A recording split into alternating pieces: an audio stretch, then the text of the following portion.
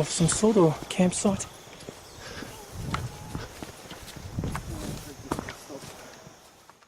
Dallow campsite. This is where I think the other Aussies that we met, Jason and Andy, they stayed last night. So they're approximately 1 hour ahead of us, despite leaving a day early. This is Allura village down here. You just see it through the trees. And there's all the ranges behind them that we still need to cross.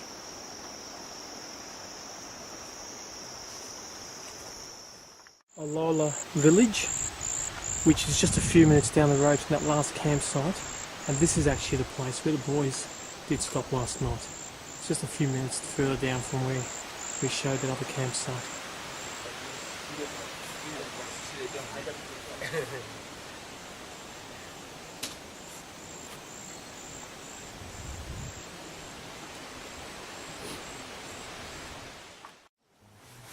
Good morning, Mr. Rooster.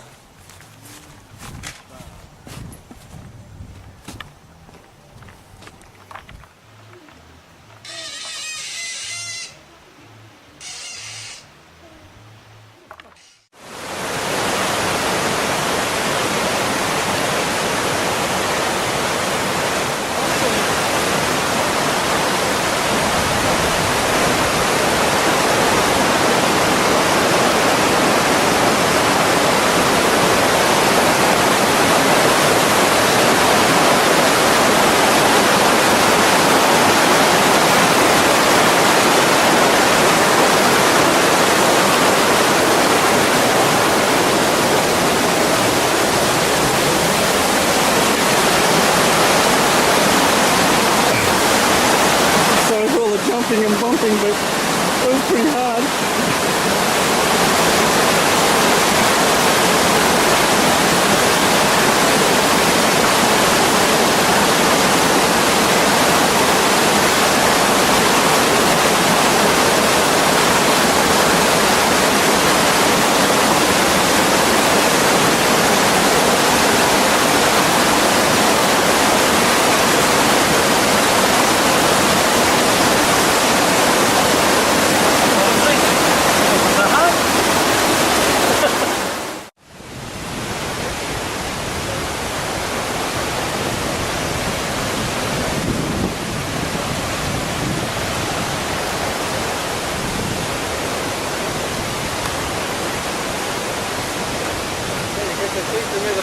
Are they walking in the same direction as us? Opposite, I think. No, they're coming? Same direction, but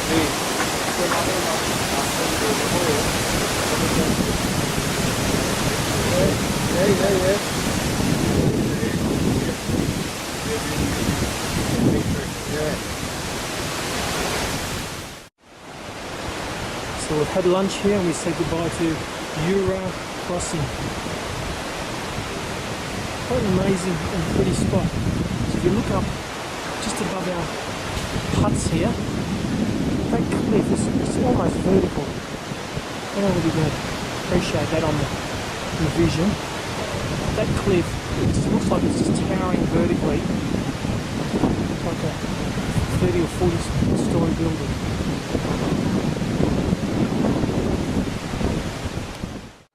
We're on day 2. And this is the hard slog. It's around 1 o'clock, and this part is very, very steep. It's been like this for a long time. You can see the roots, the mud, and about now the mind games start cutting in. It's all mental. We can do it, but the physical side of it's one thing, the mental's another. You start questioning, why are we doing this? What could possess us to do this? And I start answering the question by saying, I'm doing it because Stephen asked me. Stephen who? Stephen Rafter. Who is this Stephen Rafter? I think he's a person I've known the longest in my whole life outside my family. And I start wondering, did I really meet him? When did I meet him? And it starts coming to me It happened in prep, Sacred Heart School, St Albans. And then you start thinking, yes, I have known him for that long. And yes, it is worth it, because this is his health we're talking about. We're talking about him giving up something that potentially could make him very sick in later life. And I go back to the school and I keep thinking, it would have been around 1970,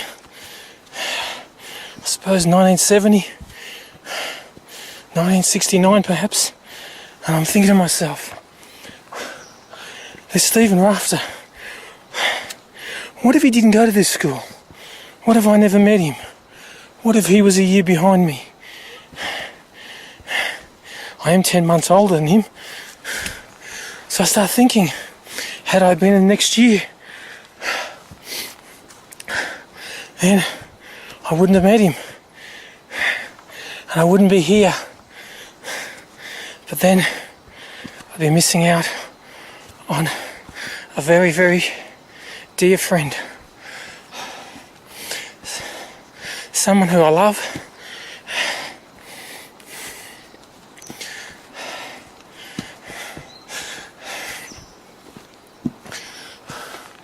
And someone I want to do whatever I can to help. And if this helps him, it's worth it.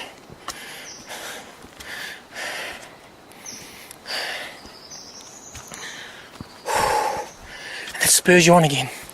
Here we go. There's the ridge. We eat this for breakfast. Here we go. Up.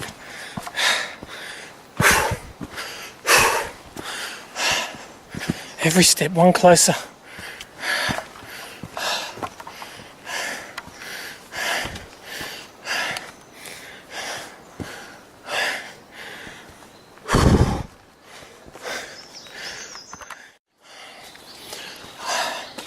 I have to say that first 2 days in Papua New Guinea, Steve was very anxious, very angry. He was snapping, he was getting frustrated. He couldn't find things, and it was of course the cigarettes causing all that. And he kept stating that he could eat a cigarette. If he didn't say that a dozen times, he said it 100. And that was even without starting the trek. Yesterday, which was our first day on the trek, Steve made a comment. He said he was feeling good. He said he hadn't been coughing. And I said, that's fantastic. And I was stoked. I thought, oh my God, if we can see a change already, who knows? And I then said to him that I was stoked about him not coughing. And he said to me, but that's normal, everybody coughs every day. And I said, no, Stephen. Everyone doesn't cough every day.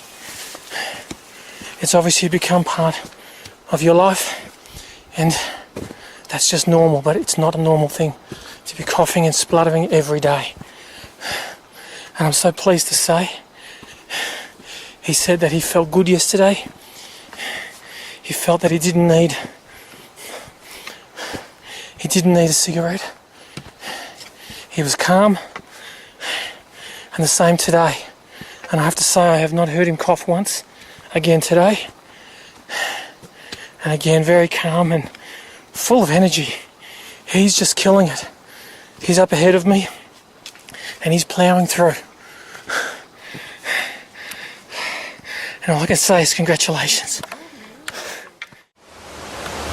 This plant here, you don't want to rub against because it actually stings you. And they're right on the edge of the path. Look, there's the path where you're walking. Sometimes they're on both sides. But the leaf, it's got some nasty stings on it. So we've got to watch out for those along the way.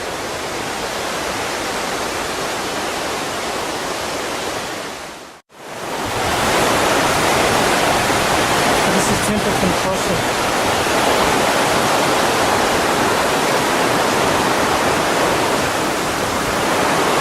3 on Friday, 2nd of June, 2nd of August.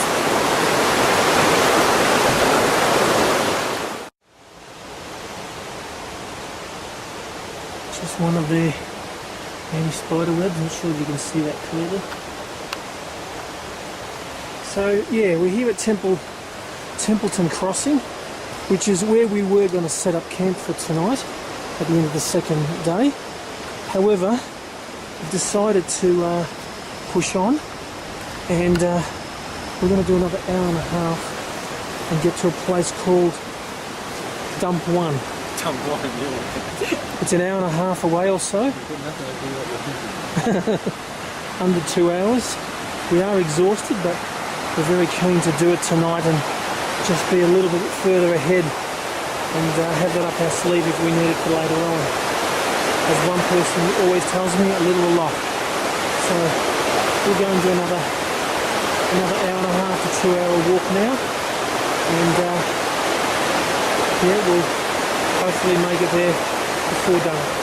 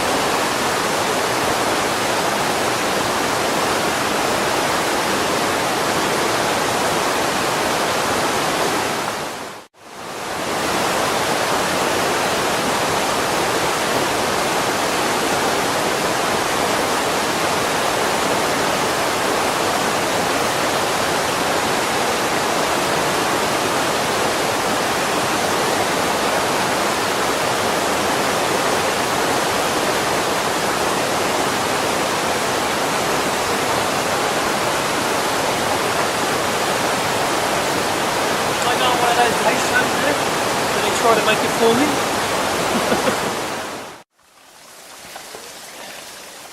Yeah, we've been advised that this section along here, not only is it very muddy, but it's also prone to a lot of leeches.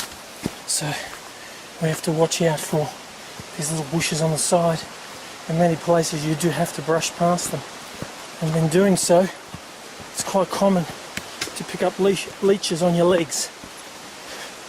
And basically the only way to remove those leeches successfully is to either have them burnt off, or, as Chris Morris famously showed me at Sally's wedding, to actually use some salt and pour the salt over them. So I just hope the porters have some salt, otherwise they'll use their lighters.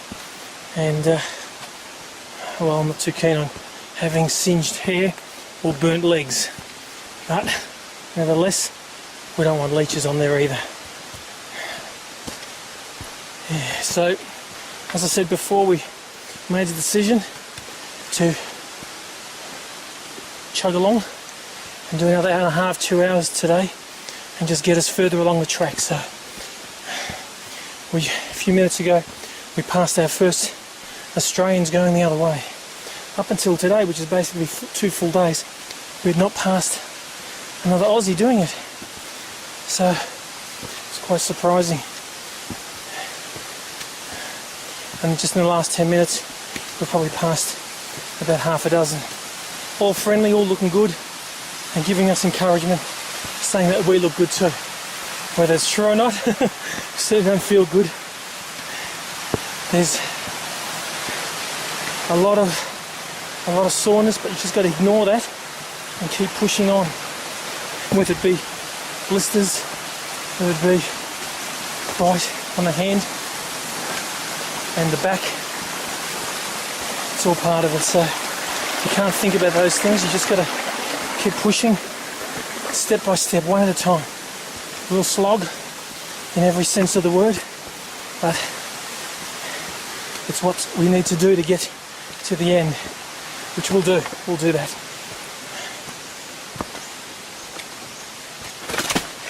Oh. You can see how slippery it is.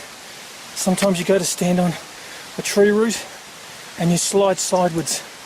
Other times you go into a rock and hopefully it's firm in the ground, giving you good footings. But every step is a decision. Everyone, which one do I take? Do I take the muddy one? We always try to take the least muddy. Like here, for example, we've got that one there. We've got this one here. One is steep, one is longer. I think in this case, I'll take the longer way around, but not quite as steep.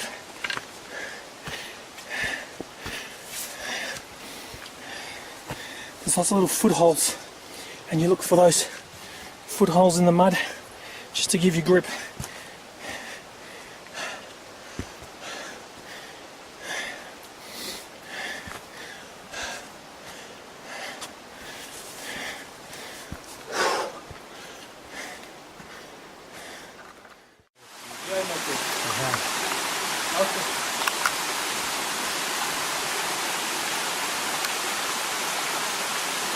Let's see what he's carrying. Very sharp knife. That's not unusual here. Everyone carries knives and machetes and all sorts of things. You just hope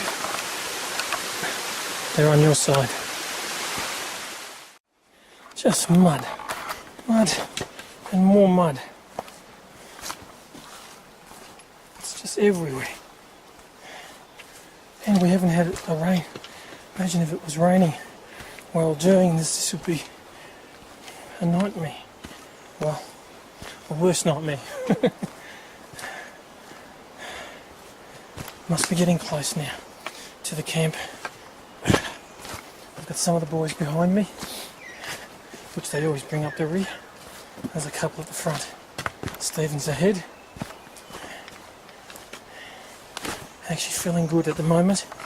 I was feeling exhausted about 20 minutes ago. I picked up some energy, had some sweets. Now do we go under or over? I'm gonna go under again. Probably wrong choice. Just till I get down lower. Okay, we did it.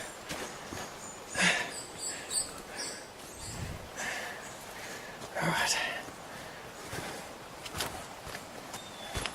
But no, feeling good at the moment. Just picked up the energy again. It's amazing, it comes in bursts. Sometimes you're just exhausted and you can't take another step. And other times it's you got the energy to keep going. It's the same mentally. It's amazing, this trek. It plays with your mind. Sometimes you're thinking, this is crazy. Sometimes you're thinking, how wonderful. Other times, it's anything in between. But no doubt about it, it's certainly a challenge.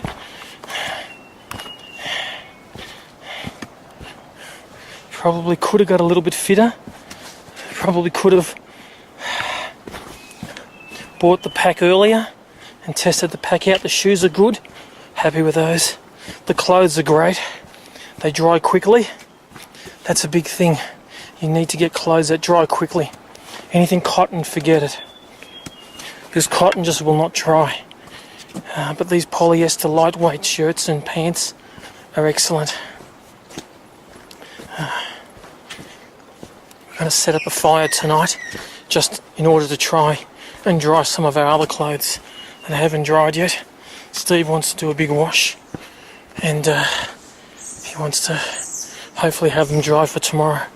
So that'll be the goal tonight when we get to camp.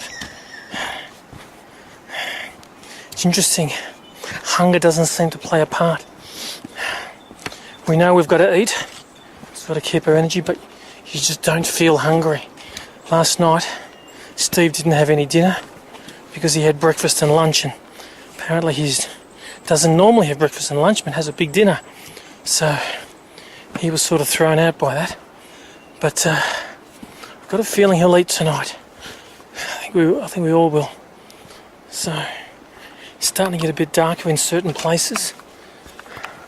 The sun's still out, so we've probably got about 2 hours of sunshine left.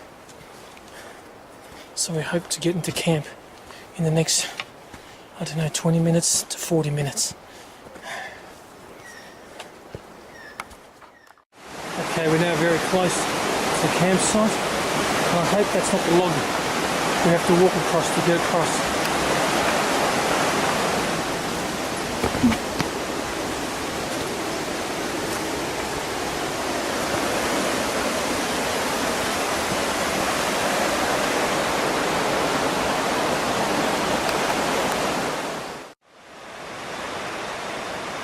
So here we are, what they call dump one. We got here around the 5 o'clock mark, today being Friday, 2nd of August. So this is our camping ground. The boys have set up a tent here. We've caught up with the two Jasons and Andy. And Steve and I are staying in this hut. And our guys are actually up there cooking dinner. There's Clement. There's Clement. Looks like he's on a satellite phone perhaps. Maybe giving an update where we are. It's going to be dark very shortly. It's about 6:15 now. Had a quick wash in the cold river. And I do say it was cold. And also washed my clothes. I currently have them attempting to dry over the fireplace. Looking for something in particular? No, I'm just packing my bag. Deciding what to put in this bag and what to put in the other bag and all that kind of stuff, yeah? Yeah, it's a daily thing, isn't it? So we've set up our tents in here, which is good because it's comfortable in case it rains. We're not to the wet elements at least.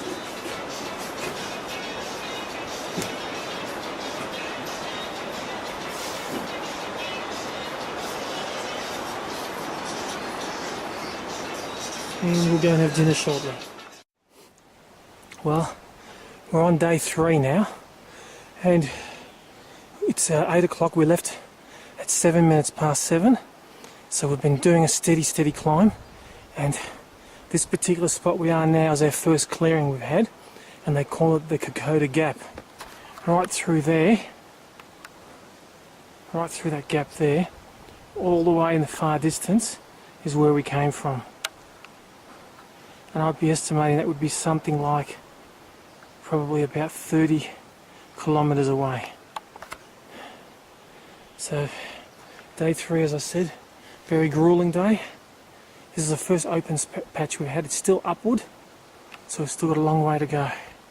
And shortly we'll be reaching the highest point of the whole Kokoda trek. It's definitely much cooler. We're probably at around 1900 or 2000 metres above sea level at the moment.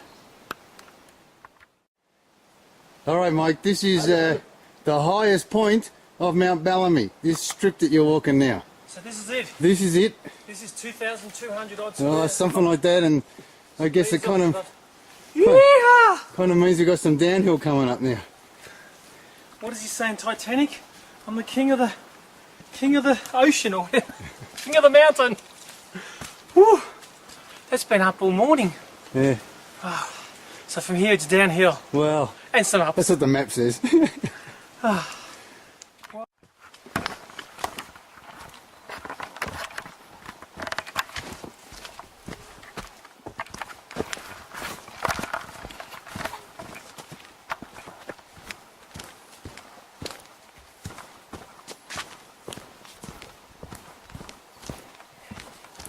The last half an hour the track's been quite wide and reasonably flat. It's been the first relief we've had in the last 2.5 days, so it's quite easy, this part of the track so far. But better not talk too soon, as we know what is going to lie ahead in a few minutes, I'm sure. But it gives you a chance just to catch your breath and get back get your breath back.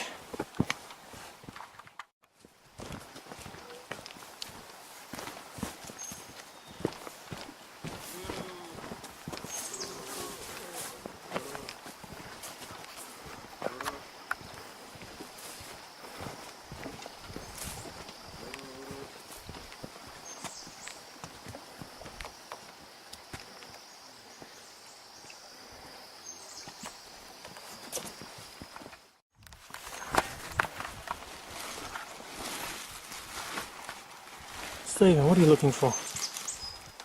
Okay, you got it. I just had to get a little bit of this because we do so much rummaging through our bags, don't we? Everything you want's always at the fucking bottom. At least there's not the frustrations you had 3 days ago looking for something. Oh, that was actually when the water leaked in your bag.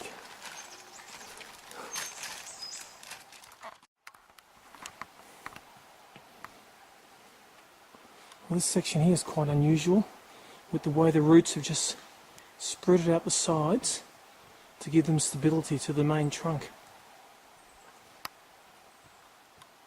Very, very tall.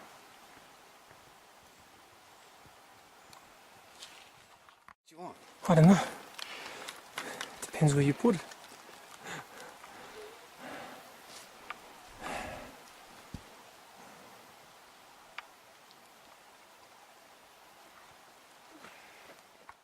Yeah. Well, we're heading down there for lunch.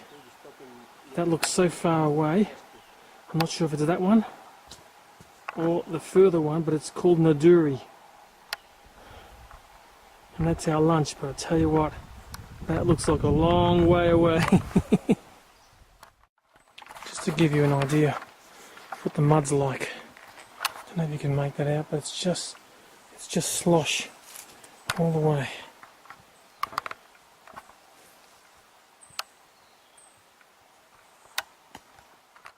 Lady, she was over 100 kilos, you said, yeah?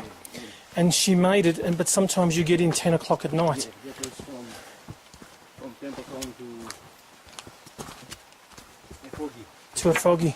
But what I don't understand, it's so difficult during the daytime. How can you walk with the light? I know you have a torch on your head, but even at camp last night, it was difficult to see where you're stepping and to make the correct judgment with your weight and your foot. It must be very slow when you're going at night. Very slow. Yeah. Very, very slow. This is a very steep decline actually. You may not be able to tell on the actual camera, but it's extremely steep. This part's not so bad, that's why I'm able to film it, but I wouldn't have dared try to film the earlier part because you really do need to keep your balance. So easy to slip. But Clement was saying that there was a lady who did this only recently and she was 100 kilos and before she left she obviously weighed a lot heavier. She lost 25 kilos before she came and then she tackled this and she got through it. How many days, Clement? 8 days. 8 days.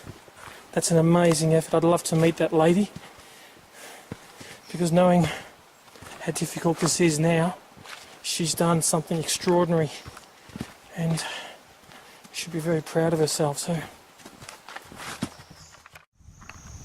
There's these tiny little tents here. I'm not sure what they are. Where are we? I can't see them, there they are.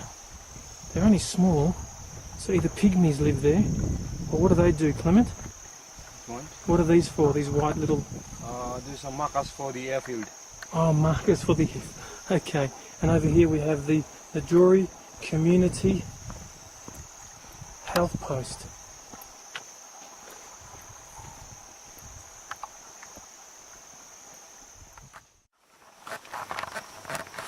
So we're now in Naduri, and Clement was just saying that the people on the track are 7-day Adventists, and today being Saturday, they uphold the Sabbath.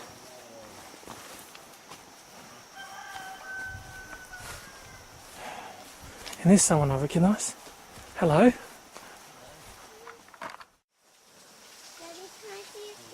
Now ain't that the best tree house you've ever seen? We're in the village in Naduri, and we've just had our lunch on our third day.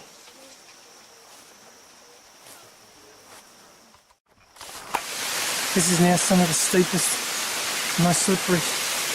As you can see, we've got running water down our track, and it is very, very steep. There's Stephen up there, and we've got about an hour of this ahead of us. So this is really grueling, really grueling.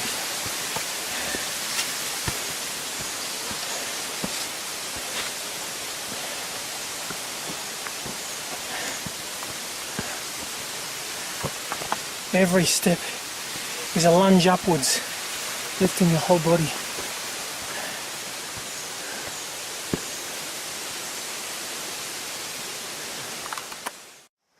Okay, this is the village of La Numu. Just passing through. We're not going to stop here, we'll keep going.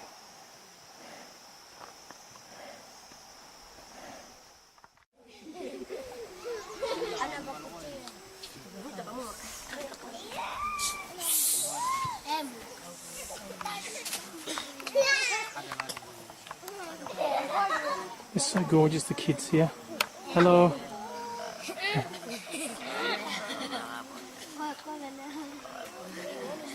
Just so gorgeous.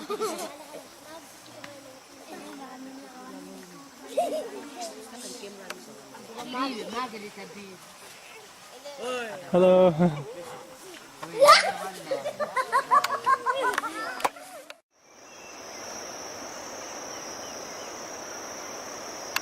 So we're now coming towards the village of Ifogi. It's quite a large village compared to a lot of the other ones that we've seen before.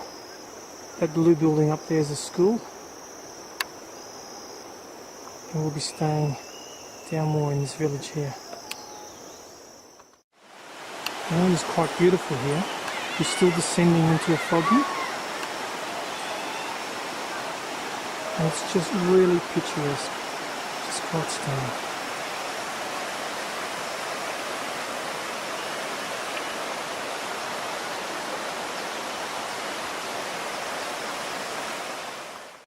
So here we are, we arrived in Ifogi, and obviously the sign says that we've done 48.1 kilometres.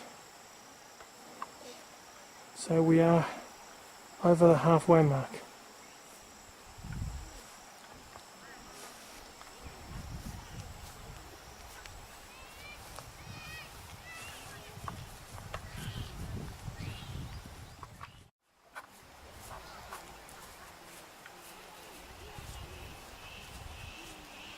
Looks like quite a big village, this one. They've even got some rugby posts here. And this is where we're staying our accommodation. So we'll probably pitch our tents either on the grass or perhaps in one of these huts. Okay, now guys, I can't replay what just happened, but Stephen was standing just here. He was standing right here. Actually, he was standing closer than this, and he suddenly realised, I've lost it now, where is it? He suddenly realised there was something. I've lost it.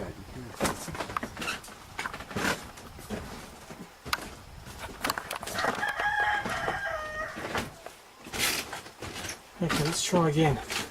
I've lost it, but it's here somewhere.